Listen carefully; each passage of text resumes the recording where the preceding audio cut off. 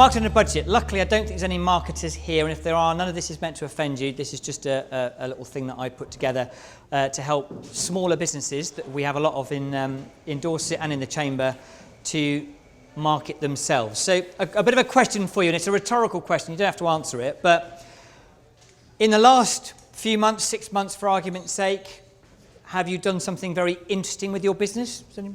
Maybe a few little nods, done something interesting, hopefully done something interesting with your business. Yeah. You know, maybe you've got some new clients that you weren't expecting to get. Maybe that might be quite interesting. Might have had a new product or service that you're offering, maybe, that you launched, that you're doing something a bit different, you know. Maybe a new website. Ooh, might be exciting, you know, very flashy and exciting. Maybe you've had some new staff if you employ people, that sort of thing. So, seen a few nods. So some of you are kind of nodding. Yeah, that's happened. That's really good. So how do I know about that? How do I know? Have you told me? Do I know? Social media? Yeah, you're good on that. Blog? Yeah, you do your blogs. That's good. Yeah. How do I know about that?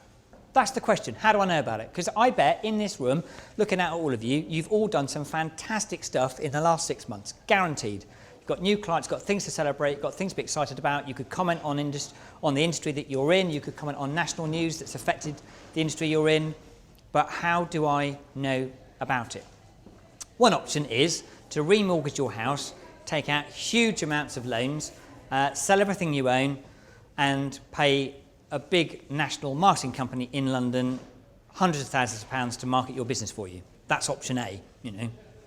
Most of us probably won't do that. So option B is I'll give you a few little tips and maybe you could do it for a little or no money, which is quite a good option. Most people quite like that. So publicity doesn't have to be expensive. It's a myth. I spent 20 years in media.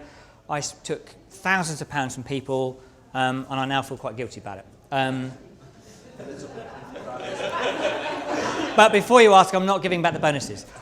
So I am the ultimate poacher turned gamekeeper because I did spend my life telling people they had to give me copious amounts of money to promote their business, which we did, and we did very well, I'm sure.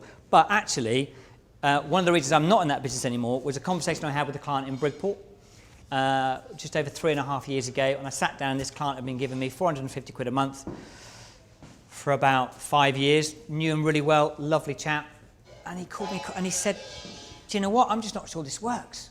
I went, what do you mean? What do you mean? What do you mean? He said, well, my mate down the pub put me in touch with his son, and I had this ex-display kitchen. He said, and I put it on that face ache thing. He said, and I sold it within 2 days. He said, I've been giving you 450 quid a month for years. I'm not quite sure what I've ever sold.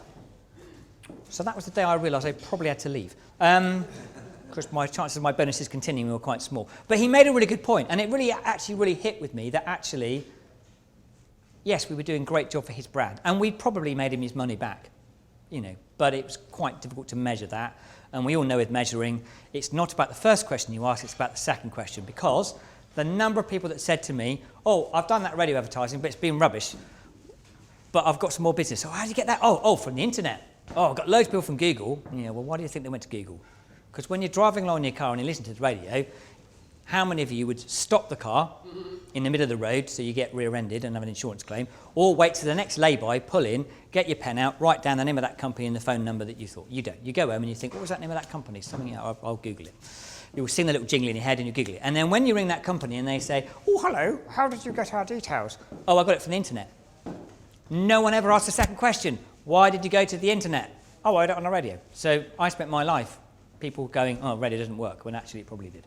So with that in mind, there's lots that you can do in terms of publicity.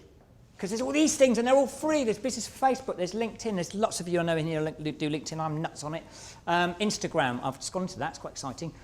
Twitter, and probably many others that I haven't thought of. But it's all free. It's all free. It's all free. Yes, you can pay for advertising on all of those, but you don't have to. It's all free. You can put up your content. It's all free. So next time something happens, why would you not take a great picture and put it on Instagram? Why wouldn't you do that? No reason. Time. Marvellous, yeah. You're too busy to market your business because you don't want any more business. Twitter, LinkedIn, these are all places where business people go. And sometimes non-business people go as well, because obviously we all know that it's not about the business people necessarily you speak to, it's about the 20 people that they know that may want your business at some stage in the future or can recommend you because they like you, because you've built your own personal brand. So all of this stuff is free. Some of them have paid options, but on the basic term, it is all free. And when I moved from West Dorset to the big conurbation to work, I didn't know anybody in the East. I knew nobody at all. So I'm there thinking, oh, I've got to get noticed. So I bought loads of wacky suits and ties. That became Brand Steve, so people know me now for my suits and ties. But also, I used LinkedIn an awful lot. And everywhere I went, I took pictures, I posted them, I tagged people in, and the perception was I was everywhere. Reality was I was in my office, head in hands going, oh my God, how are we going to make this work? But no one knew that because it was all smoke and mirrors. So to all intents and purposes, it looks like I'm everywhere all the time. 9 times out of 10, I'm not. Little clip, always store your pictures. So I have a picture of me and Simon, so I could automatically post that picture on social media even though I hadn't taken it because it was here when I was from here last time. But no one's going to know except you guys are here, and I've just opened up and confessed to you anyway. So everyone else that's looking thinks that I'm doing all sorts of stuff. So just remember, it's all about perception. Look like you're busy. People want to do business with busy people because busy people are successful people. So make yourself look busy, even if you're not. Doesn't really matter if you're busy or not. Just tell everyone you are.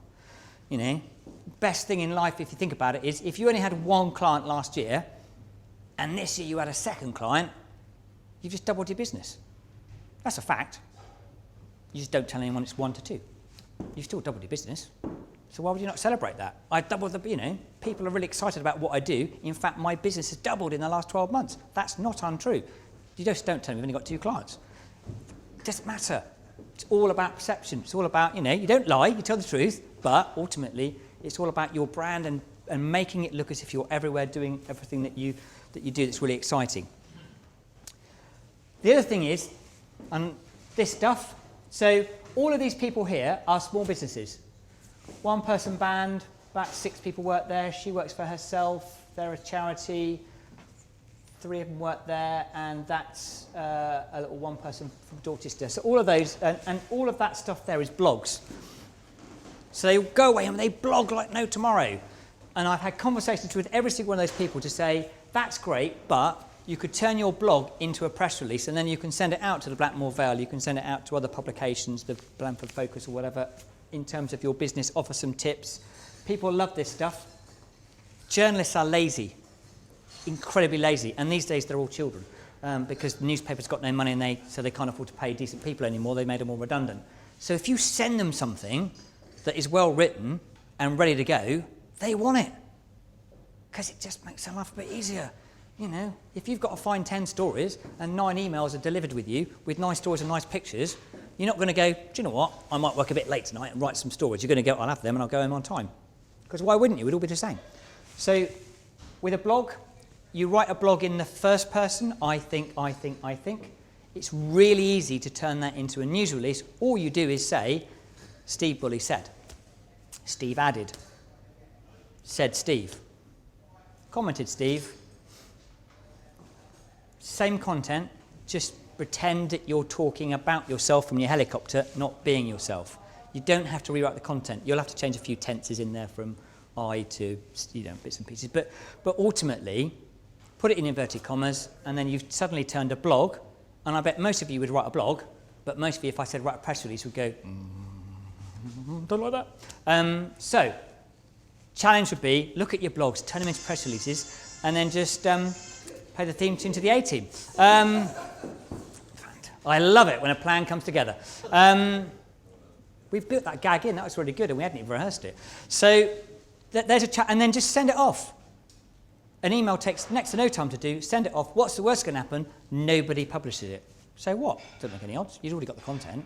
But if one person does, that's another time someone has seen your brand, heard about what you do, has another touch point. It might be a lapsed customer, it might be someone that you've bumped into already that you know and they've forgotten you, because people do forget us at times, sadly, even though we think they won't.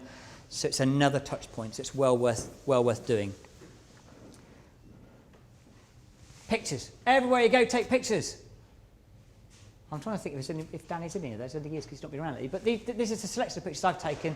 Just take pictures everywhere you go. Just put it on your LinkedIn, put it on your Twitter, put it on your Instagram. Say where you were, say who you were with. They'll like it, they'll share it. And then someone will go, oh, who's that person you're with? What's all that about? You know. Thank you. Lovely. Take pictures. Pictures. Everywhere you go, take pictures, pictures, pictures, pictures, pictures. Bearing in mind, you've got to have your brand. So, you know, lots of different colour suits. I don't think you'll see me in the same suit up there twice because I've got loads of them on there. What you're doing today, always good to network, get out there, talk to people. Your pitches today were fantastic. Always remember it's about your brand as well as your business. Because ultimately, people will forget what you said. So you'll forget all this. It's on video though, so you can rewatch it again. They'll sometimes and often forget what you did, but they won't forget how you made them feel. And that's not about your business, that's about you as an individual. How does someone make you feel?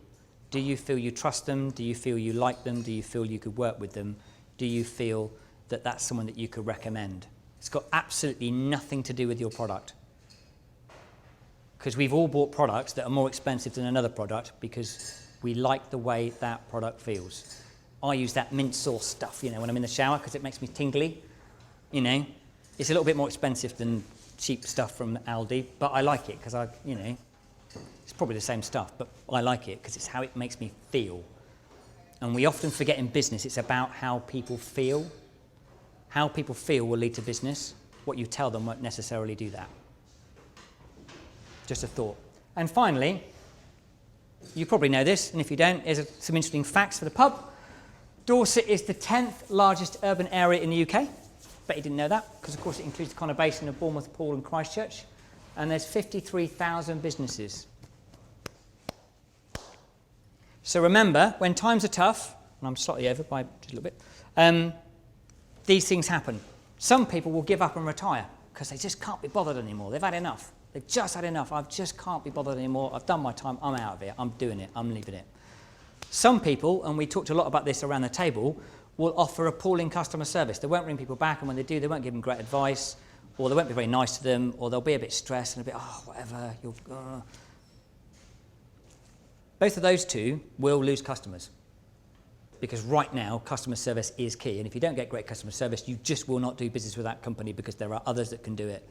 So what the challenge I would say to all of you in the room today is, how keen are you to get your unfair share of that untapped market? Because today, somebody who does what you do is giving up, and their customers have got to go somewhere. Someone who does what you do has not returned an email for 3 or 4 days, not returned a phone call, or been a bit touchy on the phone because their own mood has got into that phone call, and that customer's not very happy. Somebody's going to get that business. Somebody will get it. My challenge to you is it going to be you? Because if it isn't you, trust me, one of them will have it. Got to go somewhere. So why would it not go to you? So I'm Steve from the Dorset Chamber of Commerce and Fun, and I do the fun bit, as you can tell. And I'm not going to do a big picture about us, but we cover the whole county. We've got just under 700 members. If you're interested in what that looks like, talk to me, and I'll happily have a discussion with you. And thank you for your time this morning and listening so intently to what I've had to say. And hopefully, there's just one little nugget there that you can take away that will make your business a bit better. Thank you very much.